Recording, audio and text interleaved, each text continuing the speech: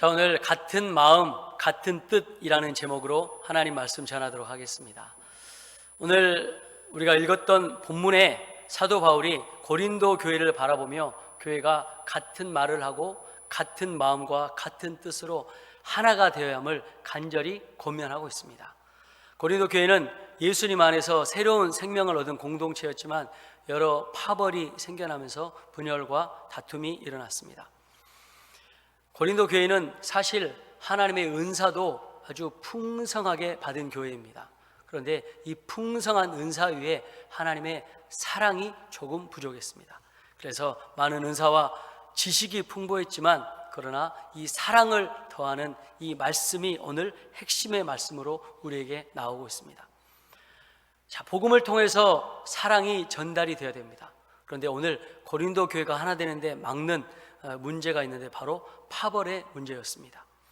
바울파, 아볼로파, 베드로라 하는 게바파, 그리고 그리스도파라고 하는 이 네 파가 나뉘어져서 성도가 하나가 되지 못하게 했습니다. 오늘 말씀은 저와 우리 교회도 아주 중요한 가르침을 주고 있습니다. 우리 역시 같은 마음과 같은 뜻으로 하나가 되기를 간구하고 예수 그리스도의 사랑 안에서 진정한 연합을 이루시길 주님의 이름으로 축복합니다. 그래서 우리 첫 번째, 교회는 그리스도의 몸입니다.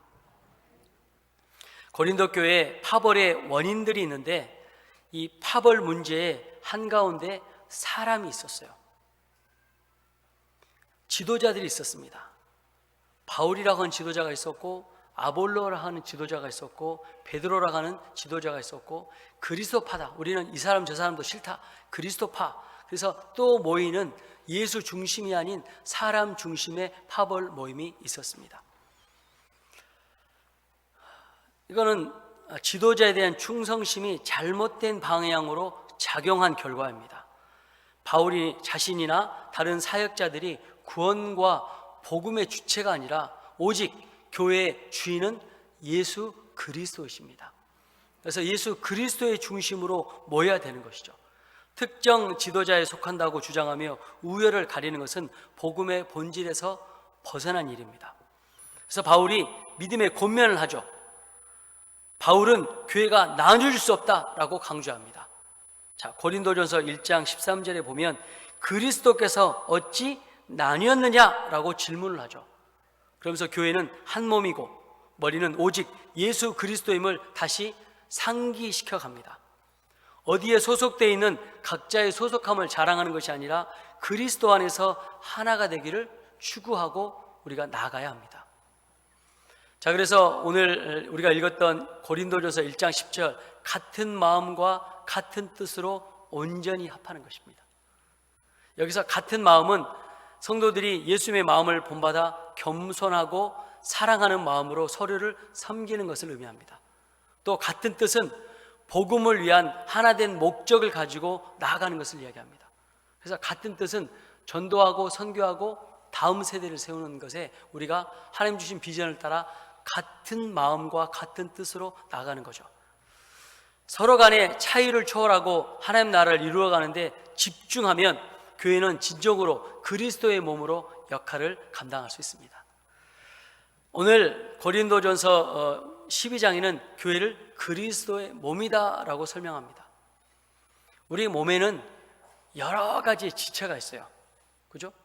눈이 있고, 코가 있고, 입이 있고, 귀가 있고, 손이 있고, 발이 있죠. 그리고 각각의 장기가 있습니다. 하나가 없으면 그때부터 우리는 일상생활을 하는데 어려움을 느끼게 되죠. 근데 이 모든 몸과 이 지체가 하나가 돼서 이제 머리는 예수 그리스도가 되시는 거죠. 그래서 한 명도 쓸모없는 사람은 없어요. 우리가 이제 이렇게 가정을 이루다 보면 이제 아이가 태어나는 경우가 있잖아요. 그 아이는 이 가정에 어떠한 역할도 못해요. 이 아이가 아플까 배고플까 항상 따라다니면서 계속 아이를 돌봐야 돼요. 근데 이 아이는요, 아무런 사회적으로 또 경제적으로 역할을 하지 못하지만 가족에게 웃음과 행복을 줘요. 돈으로 줄 수 없는 웃음과 행복을 주는 거예요. 우리 교회도 이제 어린 아이들이 점점 이렇게 많이 늘어나고 있잖아요. 우리 유치부 선생님들이 열심히 수고해 주셔서 우리 유치부 아이들이 점점 늘어나고 있어요.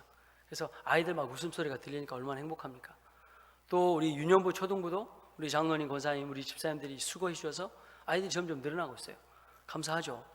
우리 중고등부도 우리 모든 선생님들이 수고해 주셔서 또 이렇게 늘어나고 있어요. 다음 세대가 늘어난다고 하는 것은 참 감사한 일이죠. 그러면서 각자의 역할이 다 있는 거예요.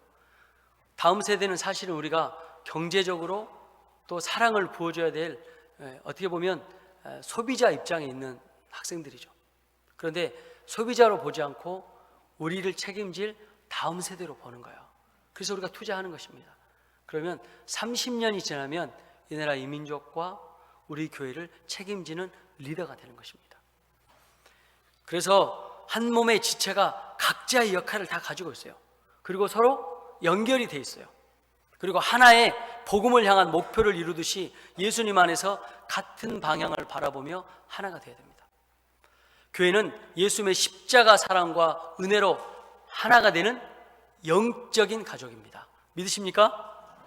혈연도, 성향도, 상황도, 자라온 배경도 다 다를 수 있습니다.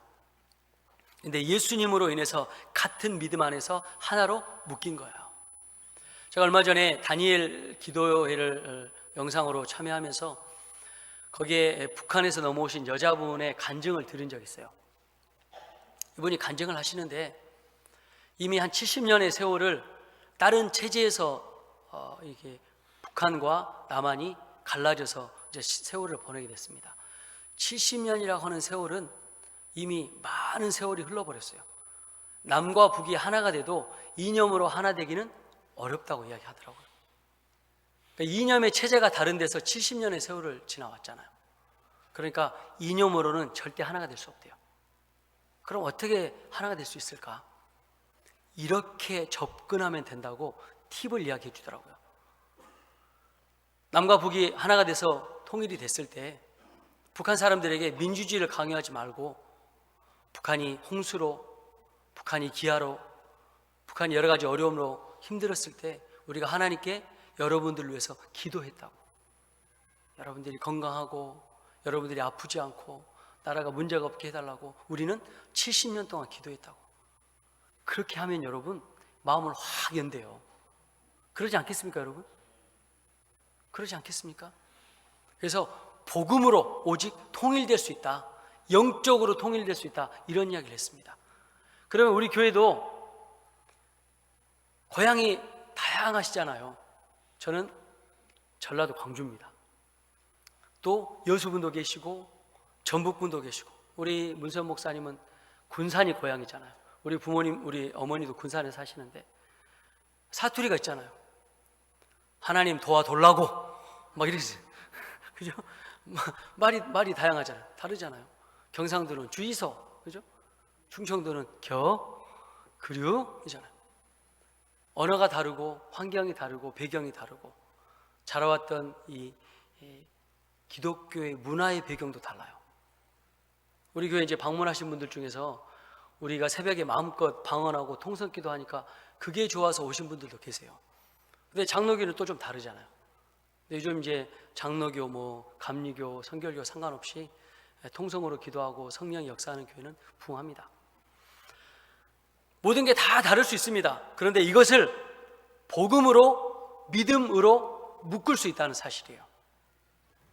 예수 그리스도께서 우리 죄를 위해서 십자가 달려 죽으셨기 때문에 이 사랑으로 우리는 하나 될 수 있다는 사실입니다. 오늘 사도 바울이 고린도 교회에 이 이야기를 하고 있는 것입니다. 오늘 우리 여성교 가족들도 하나님께서 주신 각자의 은사를 통해서 서로를 세우고 하나님 나라를 확장할 사명을 맡은 소중한 존재입니다. 그러므로 서로 다른 역할을 감싸 안고 그리스도의 사랑을 통해서 모든 지체가 연합할 때 교회는 온전히 하나님의 뜻을 이룰 수 있게 되는 것입니다. 그래서 서로 다른 역할과 상호 의존성을 갖는 것입니다. 각자의 몸에 다양한 지체가 있는 것처럼 서로 다른 은사를 가지고 있지만 궁극적으로 하나님의 영광을 위해서 그 사람들이 각자가 필요한 것입니다. 독립적인 존재가 아니라 서로에게 기대해서 하나님의 일을 감당하는 것이 바로 교회다라고 사도 바울이 오늘 우리에게 가르침을 주고 있습니다. 서로의 다름을 인정하고 하나님 주신 역할을 충실히 감당할 때 우리는 그리스도의 몸으로 온전히 연합하게 될 줄 믿습니다. 자, 그래서 사도 바울은 오늘 두 번째, 같은 마음과 같은 뜻으로 하나가 되어야 한다라고 말씀합니다. 같은 마음과 같은 뜻이라고 하는 것은 우리 각자가 다른 성향과 의견을 가질지라도 그리스도 안에서 복음이라고 하는 목표를 향해 나아가는 것을 말합니다. 같은 마음으로 연합하는 첫걸음은 나의 생각을 내려놓고 예수님의 마음을 구하는 거예요. 우리의 의견과 생각이 다를 수 있지만 중요한 것은 하나님의 뜻이에요. 저도 오자마자 선교를 하고 싶었어요, 우리 교회에서. 근데 하나님께서 아직 wait, 기다리라 말씀하셔서 하나님 뜻 가운데 순종하고 있는 거예요. 우리 단기 선교도 가고 싶고 우리 성도님들과 우리 청년들과 학생들과 가고 싶은 데가 너무나 많아요.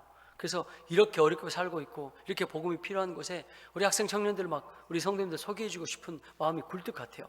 근데 하나님께서 wait, 기다리라 말씀하세요. 그러면 순종하고 기다리는 거예요. 또 전도를 먼저 해라 말씀하셔서 열심히 전도하니까 하나님께서 이 모양 저 모양으로 함께 해주시더라고요. 제가 올해 한번 따져봤어요. 제가 부임해서 이제 1년이 좀 지났는데 그동안 교회 나오지 않으셨던 분들, 물론 이제 지금도 막 열심히 나오신 건 아니지만 그래도 드문드문 장기 결석자 되신 분들이 교회 나오세요. 그리고 새 가족으로 등록하신 분들, 또 방문하신 분들 다 따져보니까 100여 명이 넘는 숫자가 우리 교회 1년 동안 그렇게 열매를 맺고 있어요. 하나님 은혜죠. 하나님 은혜입니다.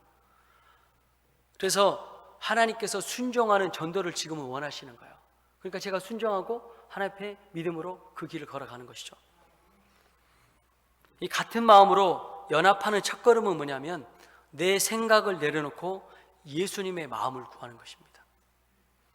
때로는 우리의 의견과 생각이 다를 수 있지만 중요한 것은 하나님의 뜻을 따르는 거죠. 주님 안에서 같은 마음과 같은 뜻을 품고 그분의 길을 따르겠다고 하는 결단과 결심이 우리에게 필요합니다. 그래서 예수님 안에서 연합이 중요해요. 연합. 제가 여수 와서 보니까 이제 섬, 뭐 박람회 이런 거 하시더라고요. 그래서 여수에 섬이 몇 개나 됩니까? 제가 여쭤보니까 365개라고 하는 섬이 있대요. 뭐 굉장히 많은 섬이 여수에도 있어요. 근데 그 섬에 있는 나무들이 이런 육지에 있는 나무들과는 조금 다르대요. 뭐가 다르냐고 물어봤더니 그렇게 많은 태풍이 불고 바다 바람이 불고 또 강풍이 불어도 나무들이 잘 쓰러지지 않는데요. 섬에 있는 나무들은.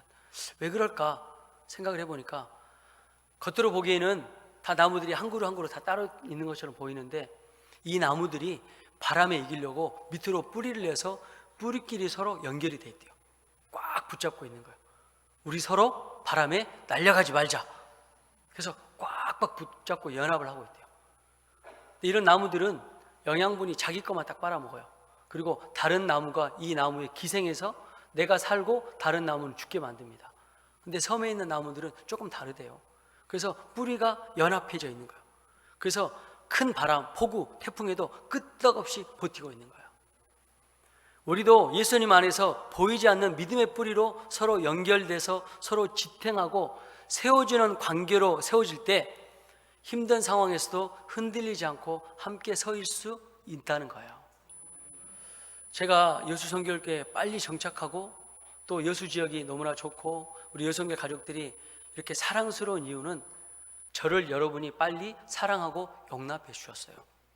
그래서 목회자가 빨리 정착을 하는 거예요.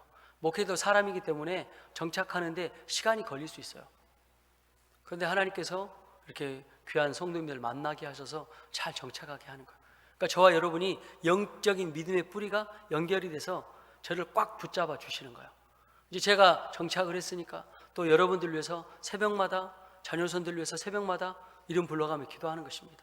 그래서 또 서로 영적으로 뿌리가 연결돼서 정착을 하는 거예요. 우리가 신앙생활 하다 보면 좋은 날만 있는 건 아니에요. 그죠? 쨍하고 해 뜰 날만 있으면 얼굴이 다 타서 살 수 없대요. 그죠? 그런데 우리가 또 살다 보면 또 힘들고 어려운 날만 있는 것도 아니에요. 하나님께서 다 우리를 지키시고 돌보시는 거예요. 얼마나 귀하고 소중합니까? 그런데 우리가 신앙생활을 하다가 넘어질 때가 있어요. 힘들 때가 있어요. 실족할 때가 있어요. 그거는 저를 포함해서 누구에게든지 있습니다. 그때 내가 하나님 뜻을 분별하지 못할 수 있어요. 왜냐하면 내 안에 서운한 마음은 사단이 역사하는 거거든요. 사단이 역사할 때 나를 위해서 기도하시는 분들, 또 내 주변에 있는 동역자들이 나를 위해서 기도해 주는 거예요. 자, 그래서 그렇게 하나님 앞에 믿음 가지고 신실하게 설 때 이 사람이 쓰러지면 함께 가서 돌봐주고 또 서로 권면하고 기도해주고 그렇게 세워져 가는 거죠. 그게 바로 교회입니다. 교회. 제가 또 연약하고 부족할 때 우리 성도님들이 기도해 주시고 함께 해주시고, 그래서 또 목회자가 서는 거예요. 목회자는 슈퍼맨이 아니에요. 목회자는 여러분을 기도하는 목양을 하는 사람입니다. 그래서 함께 이렇게 영적으로 커뮤니케이션이 잘 이루어지는 거죠. 그러면서 이 믿음 안에서 흔들리지 않고 신실하게 서가는 겁니다. 자, 예수님께서도 요한복음 17장에 제자들이 하나가 되기를 간절히 기도했어요. 예수님 안에서 한 마음이 될 때 교회는 이렇게 갈등을 넘어서 참된 연합을 이루게 되죠. 그리고 세상 속에서도 흔들리지 않는 하나됨의 공동체가 되는 것입니다. 오늘 우리 여성교 가족들도 서로 생각을 초월하고 예수님 중심에 두고 나갈 때 어떠한 어려움도 이겨낼 수 있고 진정한 연합의 힘을 가지게 되는 거죠. 사도 바울이 고린도 교회 파벌이나 분열을 경계하며 모든 성도가 되어 하나 되어야 함을 예수님을 통해서 사도 바울도 배운 것입니다. 우리가 교회를 집 짓는 것으로 비유할 때가 많이 있습니다. 또 건물로 비유하기도 합니다. 우리 교회도 이렇게 벽돌로 지어졌어요. 그런데 서로 단단하게 연결이 되어 있지만 시간이 지나면 여러 가지 풍파 때문에 벽돌에 금이 가기 시작합니다. 다른 방향으로 균열이 생기기 시작해요. 그러면 그 작은 벽돌 하나가 무너지는 것 같지만 결국은 그 위에 있는 모든 쌓였던 벽돌이 다 무너지기 시작합니다. 그러면 그때부터 균열이 가서 그때 방치하고 내버려 두면 이제 건물 전체가 다 문제가 되기 시작합니다. 우리 교회도 보니까 이제 지은 지 30년 세월이 가까이 가니까 벽돌 하나씩 균열이 가기 시작해요. 그래서 이제 우리 장로님이 이렇게 그걸 딱 균열이 더 이상 가지 않도록 이렇게 작업을 하시더라고요. 한 개가 무너지면 전체 구조물에 결국은 영향을 끼치는 거예요. 댐이 무너질 때도 한 번에 확 무너지지 않습니다. 균열이 가요. 근데 그 균열을 발견하지 못하면 이제 그 균열에 큰 구멍이 생기기 시작합니다. 그리고 그 구멍으로 수압이 몰리면서 댐이 무너지기 시작합니다. 교회 안에도 관계도 마찬가지입니다. 소수의 분열, 불화를 믿음으로 기도하지 않고 해결하지 않으면 그대로 방치되면 공동체의 연합과 영적 건강에 문제가 됩니다. 하나된 마음으로 서로를 지지하고 세울 때 교회는 견고하게 세워질 수 있다는 것이죠. 바울이 갈라디아서 5장 19절 21절에 육체의 일에 대해서 쭉 나열을 합니다. 음행, 더러운 것, 호색, 우상숭배, 주술, 원수 맺는 것, 분쟁, 시기, 분냄, 당 짓는 것에 대해서 이야기를 합니다. 마지막 당 짓는 것을 육체의 일로 간주하며 교회 내에서 분열을 일으키는 행동에 대해서 경계합니다. 교회가 더 성장하고 성숙하기 위해서는 서로 당 짓는 일을 동참하지 않아야 돼요. 그리고 교회가 오래될수록 어떤 현상이 일어나냐면 끼리끼리 현상이 나타나요. 이렇게 끼리끼리 무슨 말인지 아시죠? 따라서 하겠습니다. 끼리끼리 이게 모여있는 거 주의해야 돼요. 특별히 저는 제가 이제 훈련 받고 또 서산에서나 예산에서나 신길에서나 훈련 받을 때 이렇게 너무나 친하고 어릴 때부터 다 봐왔기 때문에 교회에서 막 이름을 막 함부로 불러요. 직분이 있는데도 막 이름을 함부로 불러요. 그건 아닌 것 같아요. 둘이 계실 때는 얼마든지 이름 불러도 되고 친하게 불러도 되고 반말하셔도 되지만 교회에서는 직분이 있잖아요. 그죠? 직분이 있어요. 막 지나가다 보면 막 야 그래요. 나한테 그러나 보면 막 어렸을 때 봤으니까 막 야라고 하고 뭐라고 하고 막 다 해요. 막 이름 부르고 막 누나라 그러고 언니라 그러고 막 오빠라 그러고 막 함부로 막 이름 불러요. 근데 우리는 직분이 있잖아. 우리 하나님의 자녀니까 집사님, 권사님, 장로님, 전도사님, 목사님 직분이 있잖아요. 그 직분을 부르는 거예요. 제가 왜 이걸 강조하냐면 여러분 이제 결혼해 보시니까 아시겠지만 결혼하면 부부끼리 반말하는 분들 있잖아요. 그죠? 제가 이제 결혼하려고 하니까 우리 부모님도 우리 장인들은 장모님도 서로 반말하지 말고 존대하라고 이야기를 해주시더라고요. 결혼 생활할 때 화가 날 때 큰 싸움으로 번지지 않는 건 서로 존대하라고 이야기하더라고요. 저는 우리 아내를 20살 때부터 봤죠. 서울신학대학교 후배고. 근데 뭐 이름을 부르다가 존대를 한다는 게 쉽지 않죠. 그리고 마찬가지죠. 오빠라고 부르다가 이제 존대하는 게 쉽지 않죠. 그런데 그렇게 하기로 결정을 했어요. 그래서 우리 사모가 저한테 반말하는 거 보셨습니까? 보시면 신고해 주세요. 저도 반말하지 않습니다. 물론 집에 있을 때는 반말과 존댓말 그 어디 사이 말 있잖아요. 아시죠? 근데 서로 존대하니까 크게 싸운 기억도 별로 없지만 더 싸움이 크게 번지잖아요.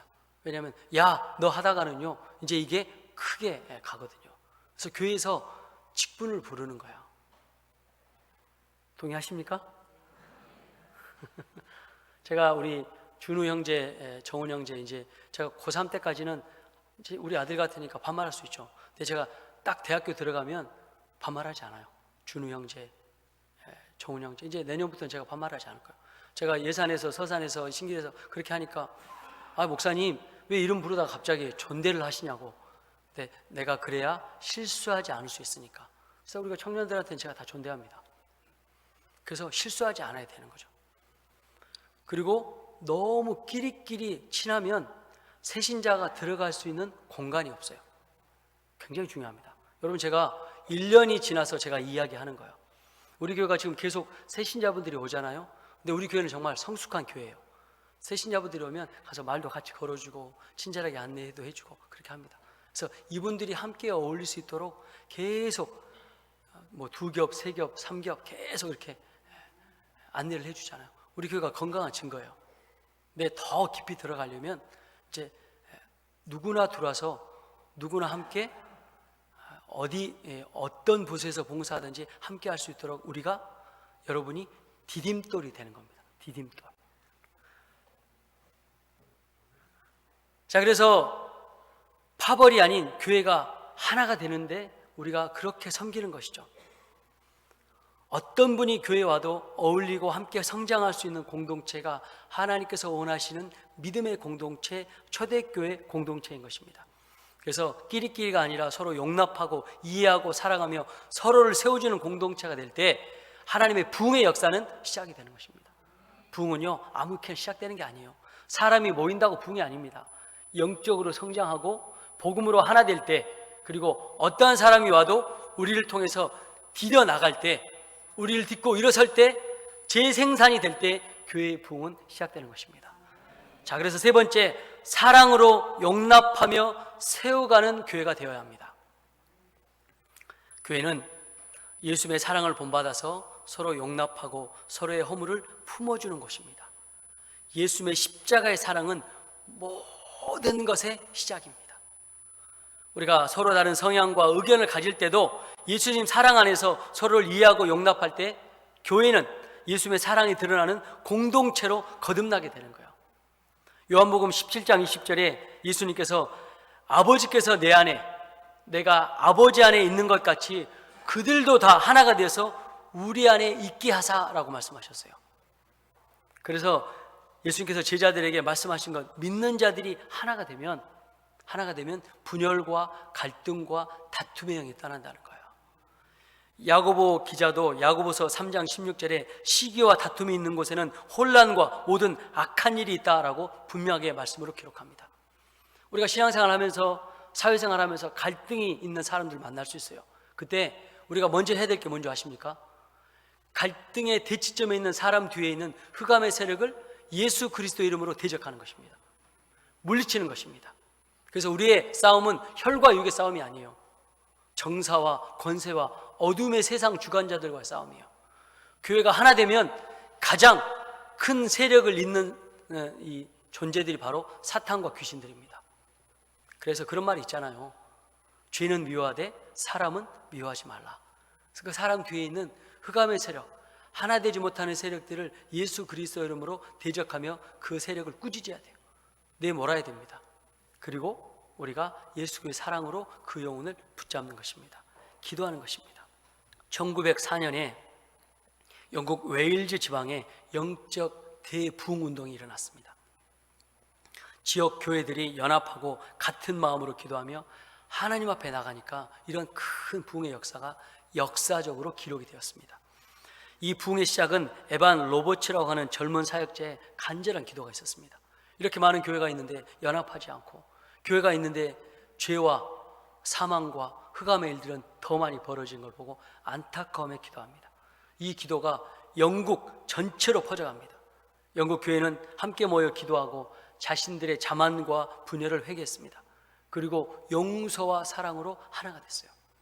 그러자 그때 성령께서 임재하십니다. 성령의 충만함은요, 갈등과 분열에는 절대 임하지 않습니다. 성령의 충만함은 하나 될 때 일어납니다. 그 결과 웨일즈 전역에 그 짧은 시간에 10만 명이나 되는 사람들이 예수님을 영접하게 됐어요. 그리고 이 일이 이제 요한 웨슬레의 먼저 근거를 통해서 역사가 일어나고, 그래서 영국은 프랑스처럼 피해 혁명이 아니라 복음의 혁명, 은혜의 혁명을 통해서 영국이 부흥을 경험하게 되었습니다. 이 일로 인해서 결과가 어떻게 되냐면 많은 술집들이 문을 닫았어요. 그리고 범죄율이 줄어서 감옥에 범죄자들이 줄었다는 겁니다. 이처럼 교회가 연합하고 자신들의 입장과 주장을 내려놓고 하나님의 뜻을 구할 때 부흥의 불길은 일어나는 것입니다. 웨일즈의 부흥은 교회들이 하나 될 때 하나님께서 강력하게 역사하신다는 것을 보여주고 있습니다. 특별히 교회는 겸손과 용서의 공동체가 되어야 합니다.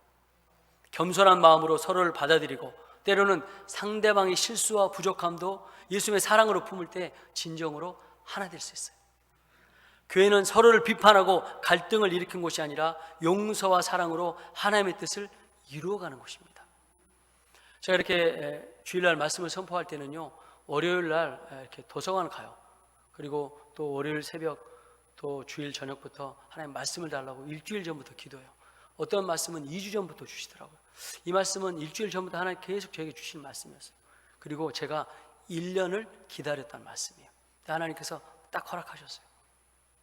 하나님, 우리가 오늘 이 말씀을 정확하게 저도 여러분도 하나님 말씀으로 들으시길 주님의 이름으로 축복합니다.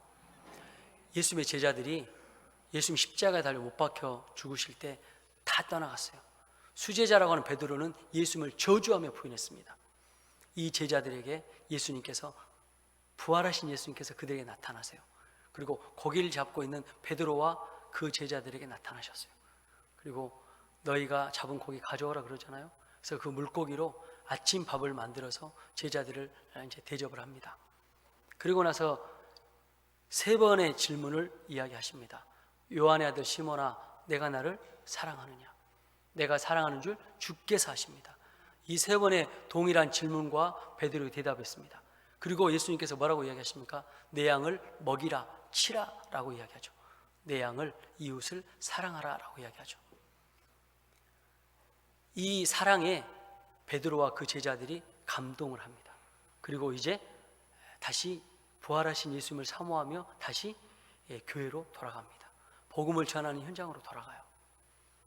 이 일은요, 저와 여러분에게 굉장히 중요한 메시지를 주고 있습니다. 우리가 교회가 하나 될 때 서로 사랑하고 용납하는 거예요. 예수님께서 제자들에게 나타나셔서 왜 내가 십자가 있을 때 너희는 나를 다 떠났냐? 왜 나를 배반했냐? 부인했냐? 꾸짖지 않으셨어요.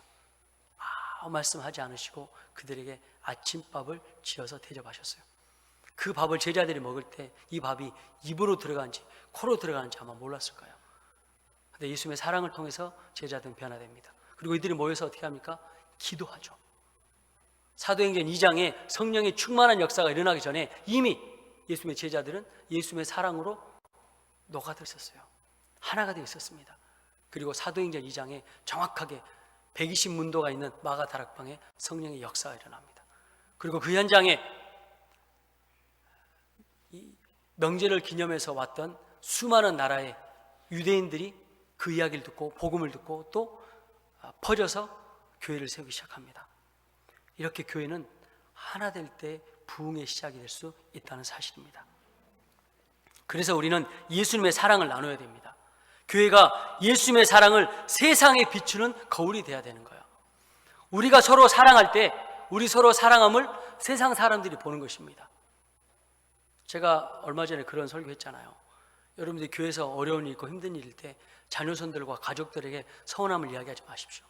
목회자 허물과 교회 허물을 가족들에게, 믿지 않는 가족들에게 이야기하지 마십시오. 그러면 그 사람들은 교회를 나올 수 있는 문을 스스로 우리가 닫고 있는 것입니다. 전도의 문을 막고 있는 거예요. 그래서 절대 이야기하지 않습니다. 어떤 부분에 대해서는 제가 우리 사모에게 우리 교회의 이야기에 대해서 나누지 않아요. 당회에서 우리 장로님들과 알아야 될 문제에 대해서 나누지 않아요. 굳이 우리 사모가 알아서 우리 여성교회에서 신앙생활 하는데 뭐 장애해야 될 필요가 뭐가 있습니까? 우리 아들 한건쌤에게도 제가 이야기 나누지 않아요. 궁금해해요. 교회가 무슨 일이 있나, 교회 배우고 싶고 관심이 많아요. 근데 좋은 이야기 해주니까 매주 이어서 내려오는 거 아닙니까? 그렇게 해서 나에게 맡겨진 영혼이에요. 가족은 이 땅에서 하나님께 나에게 맡겨준 영혼이에요.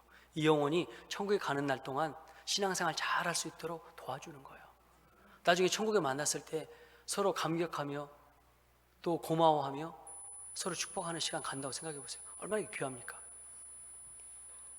그래서 우리가 이렇게 사랑하는 모습을 보고 세상 밖에 있는 그리스도인들이 좋아하는 거예요. 제가 감사한 게 뭐냐면 여러분들이 우리 교회와 우리 성도님들 저를 칭찬을 많이 해주셔서 제가 어디 모임에 가면 그분들이 저를 알더라고요. 아, 유성결교회 한경 목사님이십니까? 아, 우리 장로님이, 권사님이, 집사님이, 우리 학생들이 이렇게 목사님을 칭찬해서 잘 알고 있다고. 얼마나 감사해요. 우리 교회가 이렇게 빛이 나는 거예요. 저도 어디 가면 우리 여성결교회 성도님들 많이 칭찬하고 자랑합니다. 이번에 목요일, 금요일 신길교회 갔는데 이제 전국에서 목회자들이 다 와서 탁구 대회를 해요. 이제 그 모임을 한 12, 13년 섬겼는데 제가 부회장으로 이제 돼서 또 섬기게 됐어요. 근데 이제 거기 있는 분들이 다 물어봐요. 아, 여수성결교회 너무 좋은 교회인데 아이고 목사님 행복하시겠어요? 제가 행복하다고 이야기했어요. 그러니까 얼마나 행복하냐니까 5kg가 쪘다고 이야기했어요. 다른 사람들은 막 코로나 수습이 안 돼서 막 삐쩍 말라가는데 저만 살찌는 것 같아요. 인생의 최대 몸무게를 짚고 있어요. 그건 여러분들이 저를 사랑하고 용납해 주니까 이렇게 아름답게 돼가는 거 아닙니까? 그래서 우리가 사랑하는 모습을 보고 교회가 보는 거예요. 그 각 가정의 문제를 다른 사람이 어떻게 알 수 있겠어요? 우리 가정사의 문제를 다른 사람이 어떻게 알아요? 남편이 이야기하고 아내가 이야기하고 자식들이 얘기하니까 아는 거 아닙니까? 그러니까 그렇게 우리가 허물을 감싸고 돌봐주는 거예요. 그럴 때 교회는 하나가 되는 것입니다. 앞서 말씀드린 예수님과 바울은 교회 성도들이 무리를 지어 편을 가르거나 서로 분열하기보다는 교회 안에서 연합함에 대한 말씀을 강조하고 있습니다. 사랑하는 요성결 가족 여러분, 바울은 고린도 교회에 같은 마음과 같은 뜻으로 하나가 되라 마음으로 간절히 권면했습니다. 오늘 제가 이 두 단어를 제가 다시 한번 정리해 보면, 같은 마음은 예수님의 사랑과 겸손으로 서로를 이해하고 하나님의 마음을 품는 것을 의미합니다. 서로의 각자 배경과 의견이 갈릴 수 있고 다를 수 있지만 예수님 안에서 서로 사랑하고 배려함으로 하나님의 마음을 공유하는 것을 의미합니다. 그래서 이 같은 마음은 서로의 차이점을 수용하고 다툼을 피하고 화해와 용서를 통해서 예수님의 사랑을 실천하는 데서 나옵니다. 같은 뜻은 하나의 목적과 비전을 공유하는 것입니다. 교회가 예수님의 복음을 전하고 하나님 나라 확장하고 전도하고 선교하고 다음 세대를 세우는 하나님의 목적과 비전을 공유할 때 하나님께서 같은 뜻으로 부흥의 역사를 허락해 주시는 것입니다. 그래서 우리 여성결 교회도 그리스도 안에서 하나가 되어야 됩니다. 각자의 차이를 넘어서 예수님을 중심에 두고 하나가 돼서 하나님의 뜻을 이루고 예수님의 사랑을 세상에 비추는 교회가 되어야 될 줄 믿습니다. 같은 마음과 같은 뜻은 교회의 머리 대신 예수님의 뜻이기도 합니다. 바울은 이것을 믿음으로 받아들이고 교회를 제대로 세워나갔습니다. 이 사랑의 끈을 놓치지 않고 최선을 다한 사도 바울은 오늘 말씀을 통해서 우리에게 이런 은혜의 고백을 합니다. 그리고 사도 바울이 교회를 세우고 나서 사도 바울을 따른 제자들과 그 후학도들에게 이렇게 이야기하죠. 너희는 나를 본받으라 라고 이야기합니다. 이것은요, 사도 바울의 교만함도 아니고 자기 자랑도 아닙니다. 오직 예수님의 뒤를 이어서 교회를 최선을 다해서 세운 사람들의 믿음의 고백입니다. 자, 우리가 여성결교회를 최선을 다해서 섬기고 영혼들을 섬기고 최선을 다해서 사랑할 때 나중에 우리가 우리 자녀들에게 이렇게 이야기할 수 있으면 얼마나 감격이겠습니까? 내가 최선을 다해서 여수성결교회를 섬겼고 또 내가 여수성결교회를 사랑했고 여수성결 교인들을 사랑했다. 목회자를 사랑했다. 너희 자녀들아, 너희도 나를 본받으라. 너희도 나를 본받으라.